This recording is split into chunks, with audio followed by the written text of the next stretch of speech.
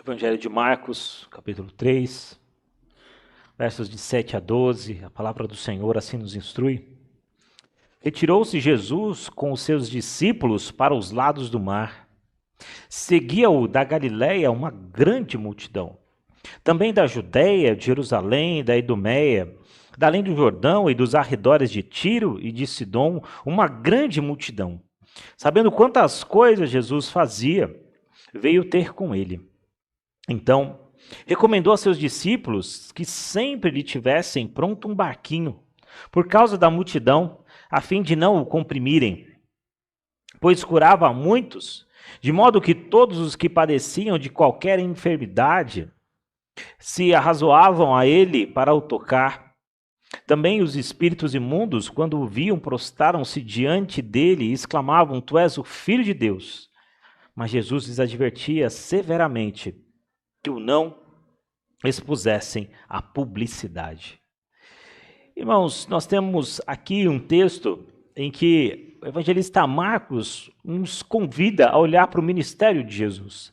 Aliás, durante todas essas exposições em Marcos, nós temos olhado pelos feitos de Jesus e como o ministério de Jesus, em cada momento, em cada hora, se mostra ali pronto a falar do reino de Deus. A gente sabe, pelo que a palavra de Deus nos diz, que o propósito de Jesus, e João Batista expressa isso muito bem, quando diz que ele é o Cordeiro de Deus que tira o pecado do mundo. Esse era o propósito, ou seja, morrer por aqueles que Deus escolheu de antemão. E a gente sabe isso porque a palavra é muito clara em dizer. Mas durante toda a sua caminhada, nosso Senhor Jesus mostrou a sua autoridade. E nesta manhã, de forma rápida, eu quero falar um pouco sobre isso, a autoridade incontestável de Cristo. A autoridade incontestável de Cristo. Nós testemunhamos então, meus irmãos, aqui, nesses poucos versos, como a palavra de Deus falou de forma profunda e como as multidões, então, entenderam aqui Jesus Cristo nesse sentido. É tanto que a primeira questão que eu quero levantar é que Cristo era o refúgio para as multidões. Refúgio é sempre uma palavra interessante, porque tem a ver com o lugar onde eu posso estar seguro. Se você eventualmente for perseguido por alguma coisa e encontrar um abrigo, você pode dizer que você encontrou refúgio, que você está em segurança e que ali nada de mal pode lhe acontecer. E é interessante porque o texto caminha para isso, dizendo que as multidões queriam estar com Jesus. Jesus, meus irmãos, atraía grandes multidões e, pelo que o texto diz, de diversas regiões. E todas estavam ali buscando nele cura, buscando nele esperança, buscando nele uma palavra de verdade. E é importante nós pensarmos isso, porque muitas vezes a gente olha para o ministério de Jesus como que de forma exclusiva para a questão de milagres e curas, mas ele é extenso em mostrar que também ele pregava a palavra do Senhor. Ele é extenso em dizer que ele pregava a Cristo. Irmãos, sempre quando eu penso dessa ideia, uma ilustração que vem à cabeça, imagina aí um grande hospital em tempos de epidemia. Aliás, alguns anos atrás a gente viveu isso. Hospitais lotados de pessoas querendo a cura por uma doença que nós nem sequer sabíamos aí todas as suas consequências. As pessoas correm então desesperadas para lá, através de um tratamento, através da cura, de um remédio que as possibilite se ver livre daquele mal. E de certa forma, isso ilustra o que as multidões estavam fazendo. Elas corriam para Jesus, porque elas sabiam que ali elas tinham esperança. Aquelas pessoas então iam até Jesus Cristo, porque em Jesus ele encontrava esperança para a sua vida. E a aplicação muito prática que nós temos desses primeiros versos é lembrar que Jesus é a resposta a todas as nossas perguntas. Eu não sei quais as inquietações que você tem em seu coração.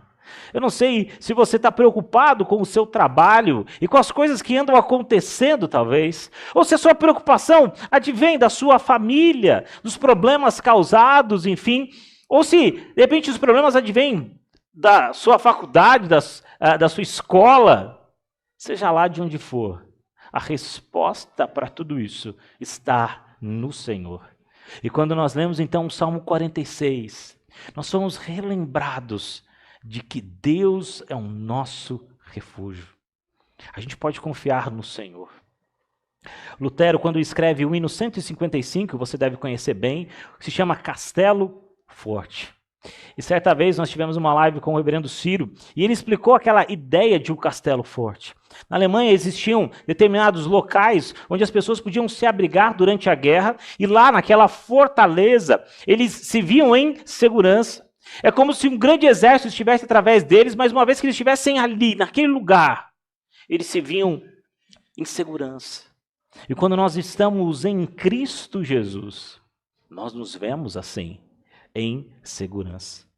Irmãos, aquelas pessoas que iam até lá tinham as suas carências atendidas pela palavra do Senhor. Tinham as suas expectativas atendidas pela graça do Senhor. E essa é a grande questão que vem à nossa cabeça e que vem à nossa mente. Onde nós depositamos a nossa confiança? Onde nós depositamos a nossa segurança? Porque é bem provável que você deposite a sua segurança, às vezes, no seu trabalho, ou quiçá na sua conta bancária, ou quiçá na força e nas suas habilidades. Afinal de contas, eu sei muitas coisas, trabalho com muitas coisas, entendo de muitas coisas, mas a palavra de Deus nos desafia, meus irmãos, a tirarmos isso, a descortinar as nossas vidas, nos apresentarmos diante do Senhor, dizendo: Senhor, Tu és a minha única esperança. Senhor, é em Ti que eu confio. Então, meus irmãos, se num primeiro momento, Marcos então nos traz essa segurança, num segundo momento, mostra a autoridade de Jesus sobre as enfermidades. E isso então me leva aqui a pensar no verso 10, ao qual convido você mais uma vez que abra a sua Bíblia e leia comigo. Diz o verso 10, pois curava a muitos, de modo que todos os que padeciam de qualquer enfermidade se arrojavam a ele para o tocar.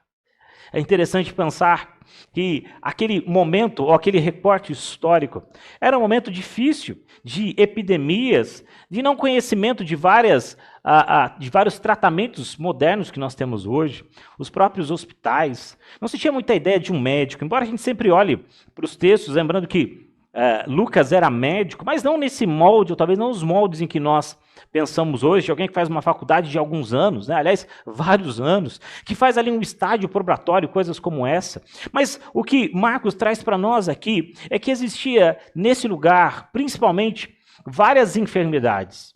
Nós tínhamos aqui, por exemplo, a lepra, a gente já falou um pouco dela durante algumas pregações, uma das doenças mais terríveis naquele momento, porque não se tinha cura. E era uma doença que aos poucos ia rompendo a carne, a pessoa ia tendo as orelhas caindo, as pontas dos dedos. Então, é como se ela, de certa forma, fosse morrendo aos poucos e vendo o seu corpo também fazê-lo. Além dessas doenças, várias outras, era muito comum que a mortalidade infantil atingisse índices grandes. Crianças eram muito afetadas, pois com uma saúde um pouco mais frágil, várias doenças acometiam. Portanto, quando Jesus então aparece, e o texto diz que Jesus curava a muitos, Jesus aliviava dos seus sofrimentos, e que Jesus demonstrava uma compaixão para aquelas pessoas. Isso me faz lembrar os versos anteriores, em que nós fomos relembrados pelo nosso irmão Davi no domingo passado, quando Jesus faz uma cura de alguém que há muitos anos sofria com um problema, com uma deficiência na sua mão. E depois de tantos anos, sem nenhum tratamento possível, Jesus cura aquela pessoa. E o mais interessante é pensar que as pessoas que conviviam com ele não ficam felizes em vê-lo curado, mas ficam tentando provar Jesus porque fez a cura no sábado. Irmãos, nosso Senhor Jesus, ele se compadece das nossas enfermidades. Nosso Senhor Jesus se compadece dos nossos sofrimentos. E sempre que eu penso isso, eu me lembro de quando Jesus vai ressuscitar Lázaro.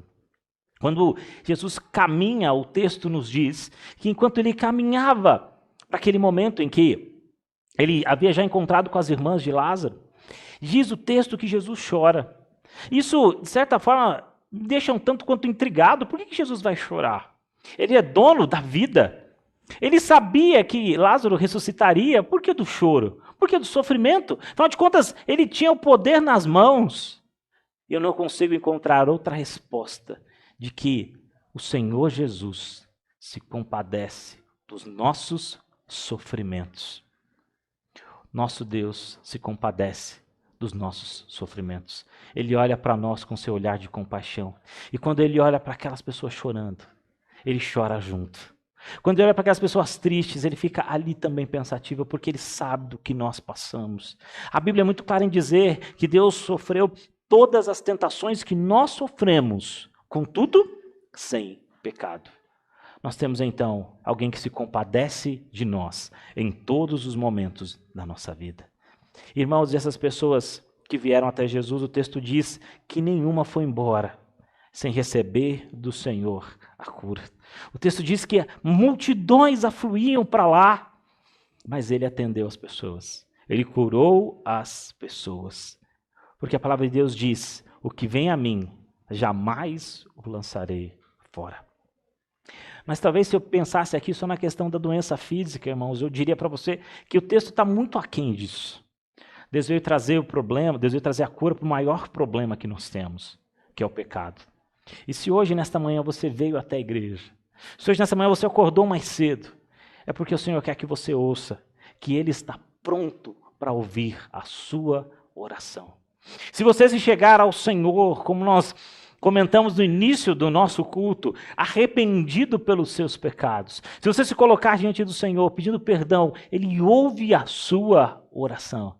E Ele perdoa os seus pecados, Ele cura a sua maior chaga, a sua maior doença, que é a falta de perdão. O que vem a mim, jamais o lançarei fora.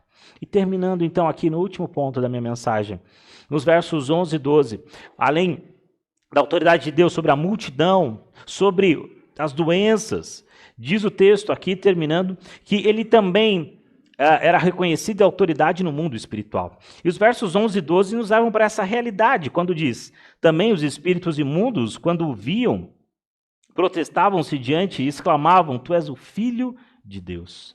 Até os espíritos imundos reconheciam Jesus como Filho de Deus. E mais do que isso, se submetiam à sua autoridade.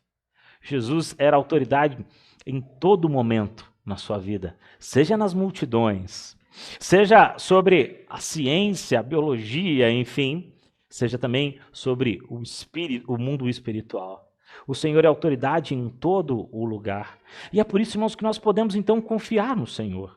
Porque embora a gente não saiba o que há de nos acontecer amanhã, o Senhor sabe. Nós não sabemos das questões que vão nos rondar amanhã, mas o Senhor sabe. E eu posso confiar porque o Senhor não só sabe porque viu no futuro, mas Ele sabe porque Ele mesmo escreveu a história. E Ele diz para nós que todas as coisas cooperam para o bem daqueles que amam a Deus. E é por isso então que, olhando para esse texto, eu posso lembrar que Jesus é a autoridade sobre tudo. Jesus é a autoridade incontestável. E talvez, irmãos, você me pergunte: pastor, depois de olhar tudo isso, quais aplicações eu posso ter? Eu quero aqui encerrar com 4 aplicações importantes para a nossa vida. A primeira delas é: busque a Jesus para a sua cura e para a sua restauração. E quando eu falo cura e restauração, não quero dizer apenas da questão física, mas também da questão espiritual. Eu quero também lembrá-lo que hoje nós vamos partilhar da ceia do Senhor e lembrar do sacrifício que Cristo fez por nós. Nós estávamos separados do Pai, mas através de Jesus nós estamos de novo com Cristo. Nós estamos de novo com o Pai. Nós temos uma nova afiliação. Nós chamamos agora Deus de Pai. Busque a Jesus com todo o seu coração. Coloque diante dele as suas dificuldades, os seus temores, as suas ansiedades e confie que Ele sabe de todas as coisas. Segunda questão: reconheça a autoridade de Cristo em sua vida. É muito interessante porque a gente quer ser dono de tudo. A gente quer ter o controle de todas as coisas. A gente quer ter o controle de toda a nossa agenda. Mas muitas vezes nós vemos os nossos planos frustrados. Porque nós temos que entender, irmãos, que quem controla a nossa agenda e quem dá o tique de cheque, de feito ou não, é o próprio Senhor Jesus. Reconheça que o Senhor é autoridade sobre a sua vida. Terceira aplicação: sejamos portadores da mensagem de Cristo. Irmãos, a mensagem que nós estamos recebendo hoje, a mensagem que nós temos ouvido através da palavra do Senhor, essa mensagem que nós devemos também mostrar ao mundo, falar às pessoas. As pessoas precisam ouvir de Cristo.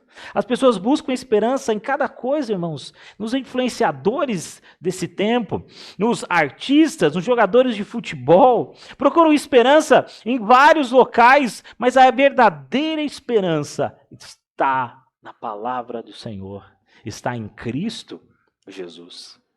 E quarta e última aplicação, que ao sairmos daqui hoje, meus irmãos, possamos sair com a certeza que Jesus é o nosso verdadeiro refúgio. É para lá que eu corro, é para lá que eu vou. No momento de perigo, de aflição, é lá que eu quero estar. Estar com o Senhor, o curador, o mantenedor, aquele que tem autoridade sobre o mundo espiritual. O Senhor é Senhor sobre todos, o Senhor é Senhor sobre tudo. E que essa certeza nos guie passo a passo a estarmos mais firmes com o nosso Deus.